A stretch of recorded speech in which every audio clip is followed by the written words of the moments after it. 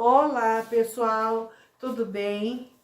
Boa tarde para vocês, como é que vocês estão? Professora Damares aqui de novo, né? Como eu já falei para vocês, eu sou formada em Pedagogia e Sociologia, com 3 pós-graduação, Psicomotricidade, Educação Especial, né? E Neuropedagogia, ok? E hoje nós vamos estar aí fazendo a chamada e em seguida retomando um pouquinho da aula da semana passada, certo? Beleza? Muito bem. Semana passada, nós falamos do cuidar e educar, certo? Lembra que nós falamos que o cuidar e o educar são indissociáveis, caminham juntos, não pode caminhar longe um do outro, estão sempre atrelados, caminhando juntinho, certo? Muito bem. O nosso objetivo da semana passada era relacionar o cuidar e o educar e compreender a função social do brincar na educação infantil, certo? Isso semana passada. A nossa aula hoje, ela vem sobre as brincadeiras, né? Para crianças de 4 a 5 anos. Mas isso nós vamos assim dar uma pincelada de 0 a 5. Mas o nosso papel hoje é falar de 4 a 5 anos, ok? Muito bem. Hoje, a nossa aula, ela tem o objetivo identificar, cuidar e educar como processos indissociáveis. Estabelecer a articulação entre cuidado e educação. Refletir sobre as brincadeiras para crianças de 0 a 5 anos de idade. Conhecer algumas das principais brincadeiras realizadas pelas crianças de 0 a 5 anos de idade. Compreender a importância da mediação do professor no brincar e aprender a elaborar brincadeiras significativas para criança de 0 a 5 anos de idade. Conforme eu falei, semana passada, hoje é a retomada, eu coloquei aqui um slide do cuidar e do educar. Só para que vocês voltem e assimilem melhor. Que o cuidar e o educar são 2 fatores fundamentais para o desenvolvimento infantil. Onde o cuidar deve suprir a necessidade das crianças e o educar contribui para a formação das crianças. Então, quando eu cuido, eu estou suprindo a necessidade. Eu levo ao banheiro, eu dou alimentação, eu estou suprindo essa necessidade. E quando eu educo, eu estou contribuindo para a formação do sujeito. Ok? Muito bem. O brincar é essencial no desenvolvimento da criança. Isso todo mundo já sabe. E de uma forma integral, pois o mesmo, né, pois a brincadeira, ela vem integrar o processo do cuidar e do educar. E ela vem promover o desenvolvimento dessa criança de forma que ela tenha autonomia, atenção, memória, né, que isso é de suma importância também, que ela tenha criatividade, que ela tenha identidade, personalidade. E por meio da brincadeira, essa criança vai desenvolver a autonomia, certo? Ela vai estar desenvolvendo aí de forma significativa essa autonomia, tornando-se um protagonista do aprendizado dela própria.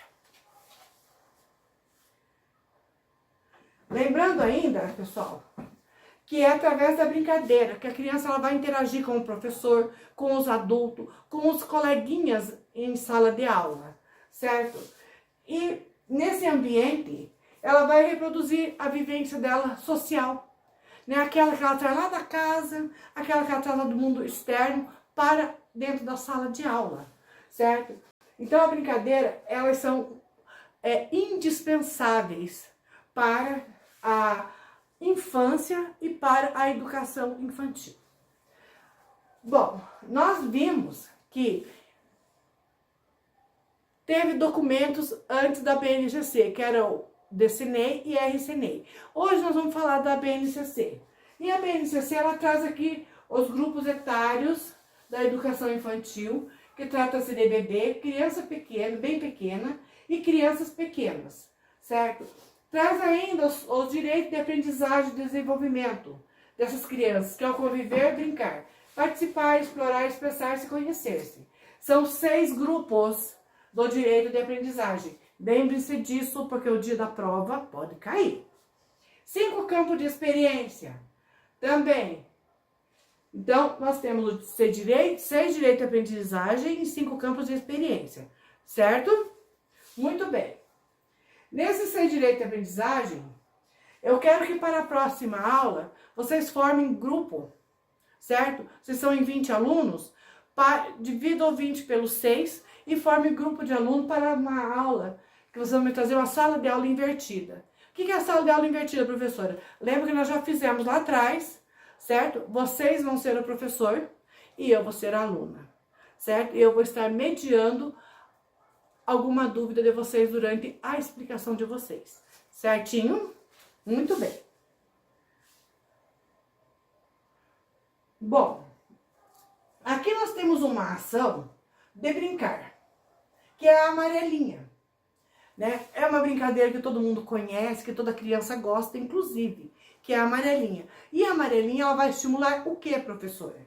Ela vai estimular essa criança a desenvolver atenção, memória, a criatividade, a identidade e a personalidade. Assim, a brincadeira favorece gradativamente o desenvolvimento múltiplo da criança. Ou seja, o direito de aprendizagem dessa criança está sendo respeitado. O tempo dela aprender está sendo respeitado, certo? Alguma dúvida até agora? Posso continuar? Ok, vamos continuar então.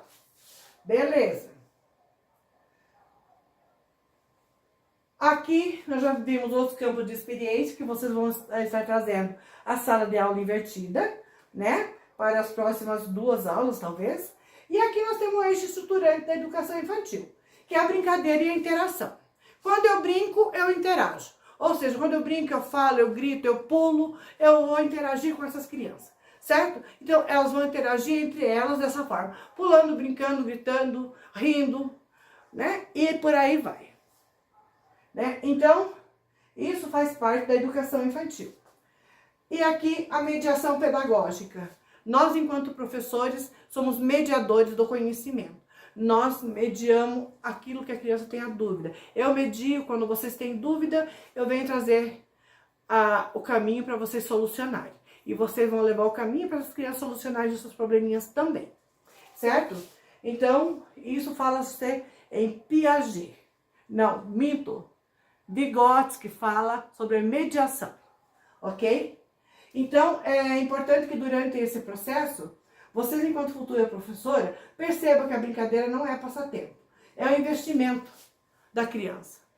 Então, antigamente falava-se que a escola era da educação infantil, que aquele tempo era creche, era de forma assistencialista, era algo fútil, onde as mães colocavam a criança sem nenhum objetivo, as crianças ficavam. Hoje não, hoje as crianças têm por obrigação de estar na educação infantil a partir dos 4 anos. Infelizmente, nem todas conseguem, né? Porque a fila é grande e a estrutura é pouco, ok? Aqui nós temos um slide do brincar, né? Onde eu tenho falado aqui sobre o professor mediador, o lúdico, que é os jogos que nós confeccionamos a partir de materiais reciclados. Lembrem disso, que nunca a gente precisa investir em material que custe dinheiro, porque nós temos muito material reciclado que dá para fazer.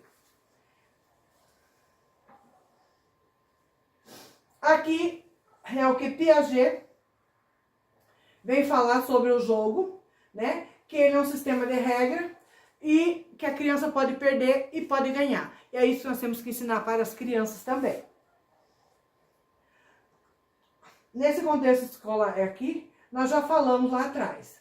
E aqui nas características dos jogos, nós também já comentamos que o jogo na educação infantil, ele é algo que vem para o desenvolvimento integral, crescimento em todas as dimensões, cognitiva, emocional, social, física. E ela vai respeitar ainda a individualidade de cada um, certo? E com isso, nós estamos colocando essas crianças para um crescimento saudável. Não podemos nos esquecer disso, né? Que as crianças ativamente envolvidas em seu processo de aprendizagem, elas acabam aprendendo de uma forma ampla, né? e com valorização da cultura, da diversidade, né? E que isso é de suma importância a gente ensinar para as nossas crianças, né? Então, pessoal, Piaget fala, né, que tem 3 grandes tipos de estrutura mental que surgem sucessivamente, que é o jogo de exercício, o jogo simbólico e o jogo de regra, né? E cada um desses jogos está manifestado por uma faixa etária, né? Que é de exercício, faixa etária de 0 a 2 anos, jogo simbólico a partir dos 4 anos e de regras por volta dos 4 anos, mas ela dá uma caída por volta dos 4 anos e ela volta a se elevar a partir dos 7 a 11 anos de idade, ok? E o nosso planejamento enquanto professor é de suma importância para nossas crianças, porque nós, enquanto professor, quando sentamos para fazer um planejamento de aula, temos que ter em mente na educação infantil, que o que faz parte da educação infantil é a ludicidade. Logo, nosso planejamento tem que estar em cima de jogo e regra, cores, lembre-se disso, textura também, ok? E agora eu quero que vocês criem para a próxima aula, além da sala de aula invertida, 2 brincadeiras. Pesquisem e socializem-se com as colegas essa brincadeira e vejam se elas realmente vai ficar boa e se a criança vai ter um significado com essas brincadeiras e um objetivo, certo? E assim nós vamos encerrar nossa aula de hoje e eu espero que vocês tenham entendido e compreendido. Hora que vocês tiverem alguma dúvida, é só me procurar que eu estou aqui, ok? Um grande abraço para vocês.